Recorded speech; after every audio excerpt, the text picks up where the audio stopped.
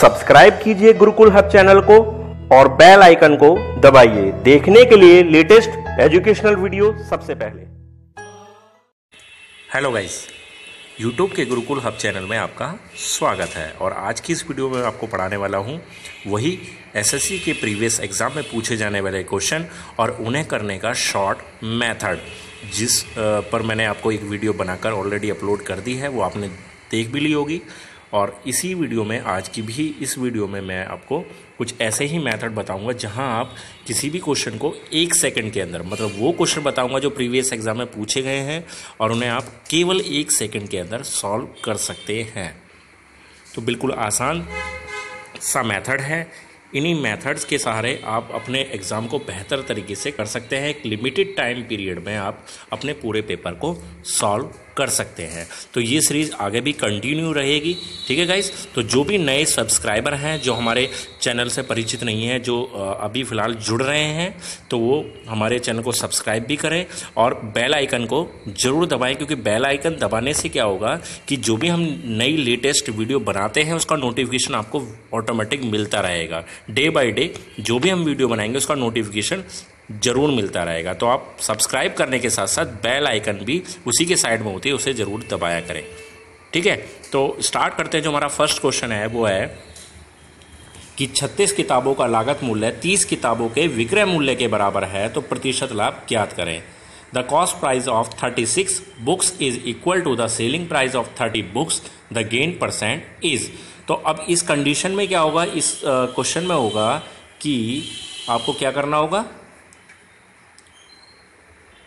कि आपको जैसे यहाँ पर 36 दिया है, 30 दिया है, तो सबसे पहले इनका डिफरेंस रखेंगे। डिफरेंस रखना होगा आपको।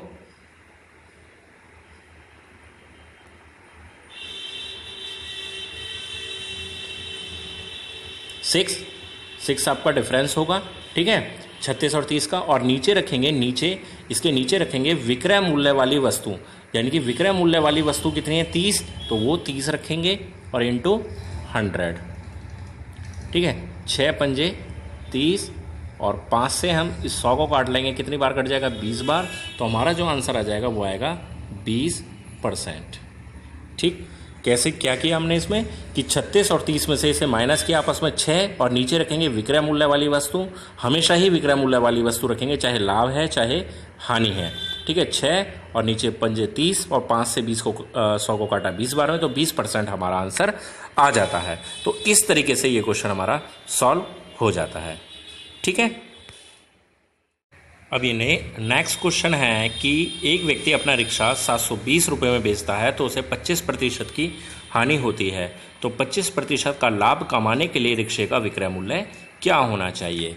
तो मतलब पहले भी उसने विक्रय मूल्य दे रखा 720 और बाद में भी विक्रय मूल्य पूछा है, लेकिन जब 720 में बेच रहा था 25% उसको लॉस हो रहा था, हमें 25 प्रॉफिट के साथ उसका विक्रय मूल्य बताना होगा। तो इस कंडीशन में क्या करेंगे, 720 जो प्राइस है इंटू, अब जो लाभ वाला है 25 उसको आप प्लस करके रखेंगे 100 में 125 और अपॉन रखेंगे जो लॉस वाला 25% है उसे नीचे की तरफ रखते हैं 75।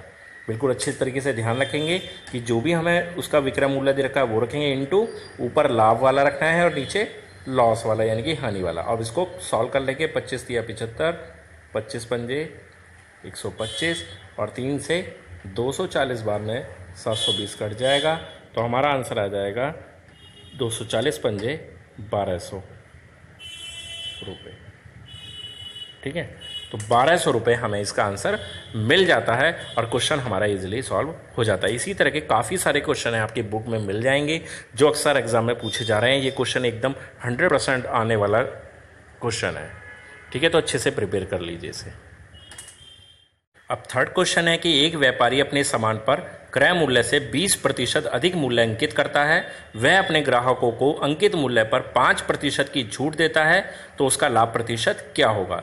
तो आपको क्या मानना है, सबसे पहले 100 मान लीजिए, ठीक है। 100 में उसने क्या करा, 20% उसको रेट बढ़ाकर अंकित किया, यानी कि 120। अब 120 पर वो क्या कर रहा है, 5%, ठीक है। 120 उसने बढ़ाकर रखा रेट और उस पर 5% की छूट देता है, ठीक है।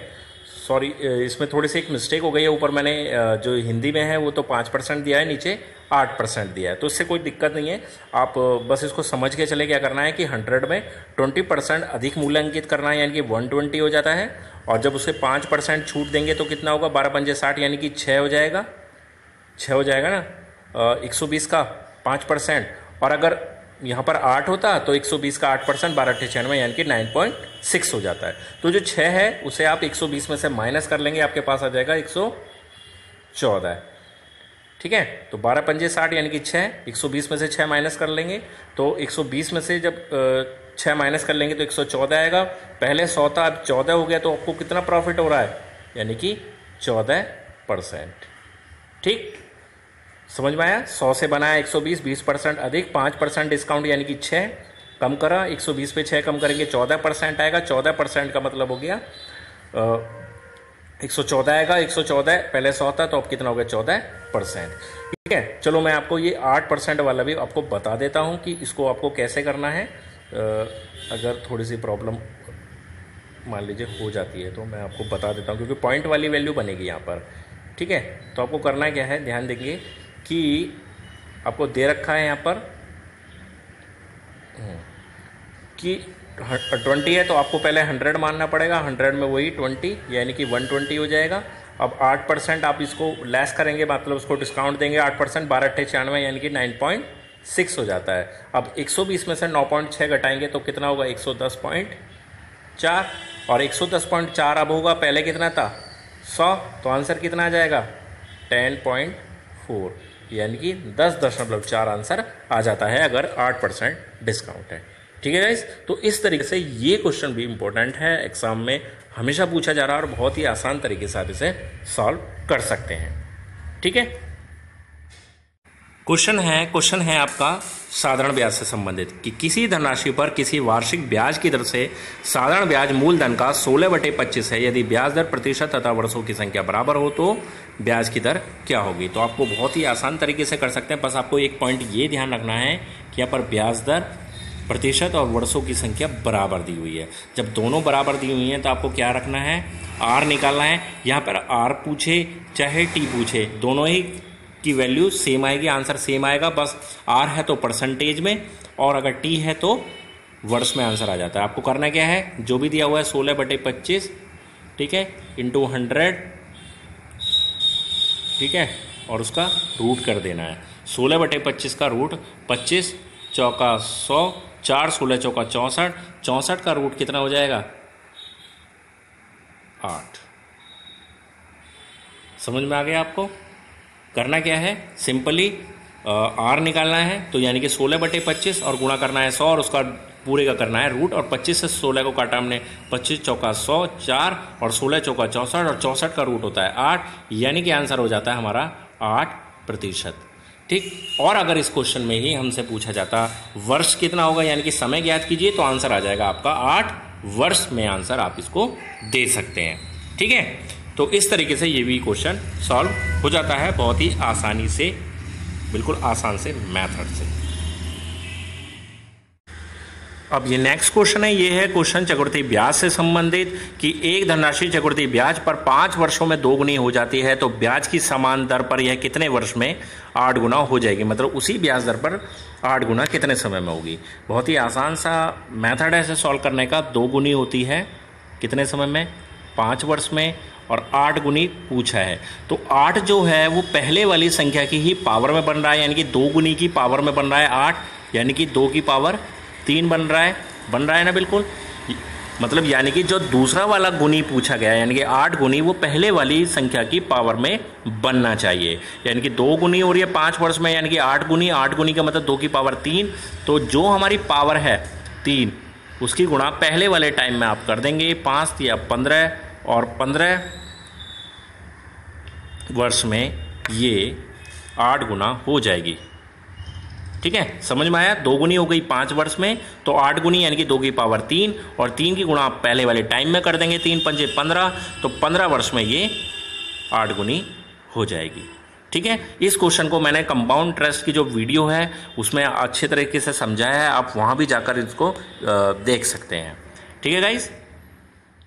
अब क्वेश्चन है एलिगेशन से संबंधित। एक सुनार के पास 2 प्रकार का सोना है, एक 12 कैरेट वाला दूसरा 16 कैरेट शुद्धता वाला, वे दोनों को किस अनुपात में मिलाए ताकि वह 15 कैरेट शुद्धता वाला आभूषण बना सके। तो आपको करना क्या है, सिंपली एक साइड में 12 लिखिए, एक साइड में 16 रखिए और बिल्कुल बीच में 15। ठीक है, अब 16 में से 15 घटाना होगा आपको, 1 माइनस को करेंगे और फिर 15 में से 12 माइनस करेंगे तो वो हो जाएगा आपका 3। तो यानी कि 1:3 जो आपका आएगा, यही इसका राइट आंसर हो जाएगा। ठीक है, समझ में आया। यानी कि क्या करना है आपको, एक साइड में 12 रखना है और राइट साइड में, लेफ्ट साइड में 12 और राइट साइड में 16 रखेंगे और उन दोनों के बीच में बिल्कुल 15 रखेंगे। तो आपने क्या करा, 16 में से 15 माइनस करा 1 और इधर 15 में से 12 माइनस करेंगे तो 3।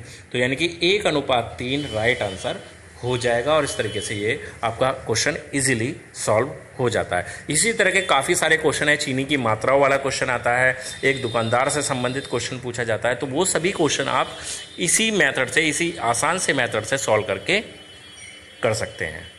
ठीक है, आगे देखते हैं। अब ये वाला क्वेश्चन भी एलिगेशन से संबंधित है। 300 किलोग्राम के चीनी के घोल में 40% चीनी है, कितनी चीनी और मिला दी जाएगी ताकि ये 50% बन जाए। तो इस क्वेश्चन को करने के लिए बहुत ही आसानी से, बहुत ही सिंपल तरीके से सॉल्व कर सकते हैं आप। तो सबसे पहले आपको रखना है 40, ठीक है, और लेफ्ट साइड में 40 रखा, राइट साइड में आप टोटल मिक्सचर की मात्रा रखिए 100%। एक साइड में 40 जो चीनी के घोल में चीनी की मात्रा है, 100% हो गया टोटल मिक्सचर। और आपको बनाना कितना है, 50 बीच में रखेंगे, जैसे हमने अभी लास्ट क्वेश्चन किया था बिल्कुल उसी टाइप से। ठीक है, तो 100 में से आप 50 माइनस करेंगे सबसे पहले, तो आपको कितना होगा 50। ठीक है, रेशियो, और 50 में से 10 माइनस करेंगे तो कितना बनकर आएगा 10। ठीक है, तो यानी कि 50:10 रेशियो आपके पास आ गया है, 50:10 का रेशियो आ गया है। ठीक, तो आपके पास 300 किलोग्राम का चीनी का घोल है। तो 500 को कंपैरिजन कराना है आपको 300 से, 500 को कंपैरिजन कराना है 50 को कंपैरिजन कराना है 300 से। 50 को 300 से कंपैरिजन कराएंगे तो आपको 6 की मल्टीप्लिकेशन करनी पड़ेगी, है ना। 50 को 300 बनाने के लिए 6 की मल्टीप्लिकेशन करनी पड़ेगी। उसी 6 की मल्टीप्लिकेशन आप इधर जो 10 लिखा हुआ है, ये 10 इसमें कर दीजिए। ठीक, तो 10 में अगर 6 की मल्टीप्लाई करेंगे तो आपका आंसर आ जाएगा 60 कीजिए। आया ना समझ में।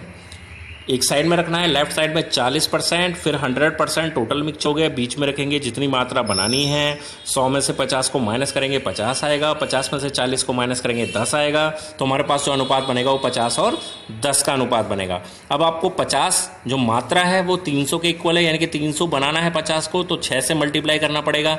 उस 6 से जो मल्टीप्लाई अपने 50 में किया वही दूसरे अनुपात में कर देंगे, तो 6 दाम 60 किलोग्राम, यानी कि उसमें 60 किलोग्राम चीनी और मिला दी जाए तो यह 50% बन जाएगा घोल, यानी कि 50% सांद्रता वाला घोल बन जाएगा। तो ये क्वेश्चन सॉल्व करने का एक बहुत ही आसान सा मेथड था।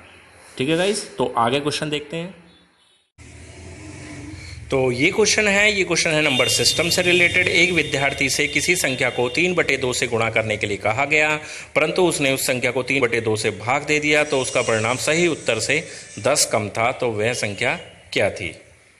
तो आपको करना क्या है, सबसे पहले 3/2, ठीक है, और इसमें से माइनस कर देना है। ये जो 3/2 दे रखा है इसको आप पलट कर रख देंगे, यानी कि 2/3, और बराबर रख देंगे उस 10 के।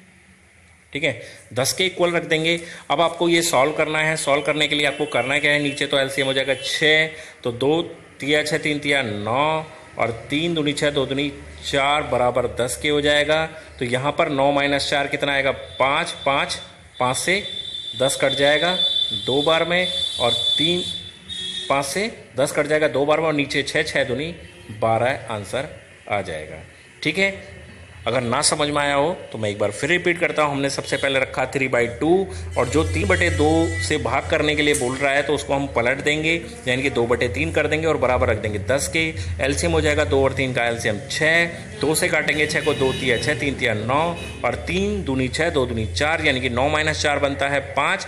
इस 5 से हमने 10 को काट दिया 2 बार में, और 2 की और 6 की मल्टीप्लाई कर दी, तो यहाँ पर बन जाता है हमारा आंसर 12। ठीक है गाइस, तो ये नंबर सिस्टम का पॉपुलर क्वेश्चन है। ठीक है, ये भी पूछा जाता है, तो ये भी हमने आपको इस आसान से मेथड से सॉल्व करना बता दिया है। ठीक है गाइस, तो ये कुछ क्वेश्चन थे, ऐसे क्वेश्चन जो प्रीवियस एग्जाम में लगातार पूछे जा रहे हैं, एसएससी के एग्जाम में भी पूछे जा रहे हैं, लगातार पूछे जा रहे हैं और इनके आगे भी आने की पूरी संभावना है। ये मान के चलिएगा 25 क्वेश्चन हैं, तो 7, 8, 10 अगर एडवांस मैथमेटिक्स, अलजेब्रा और मेंसुरेशन, ज्योमेट्री वगैरह की सब सिंपल क्वेश्चन को ऐड कर लिया जाए तो 25 क्वेश्चन में से मैं मानता हूं 10 क्वेश्चन, 12 क्वेश्चन तो इजीली ऐसे होते हैं जो 1 से लेके 5 सेकंड तक के टाइम में आप कंप्लीटली कर सकते हैं। ठीक है, तो आज की वीडियो में बस आपको यही सब बताना था। इसी सीरीज को हम आगे भी कंटिन्यू करते रहेंगे जब तक एसएससी सीजीएल का एग्जाम कंप्लीट नहीं होता है।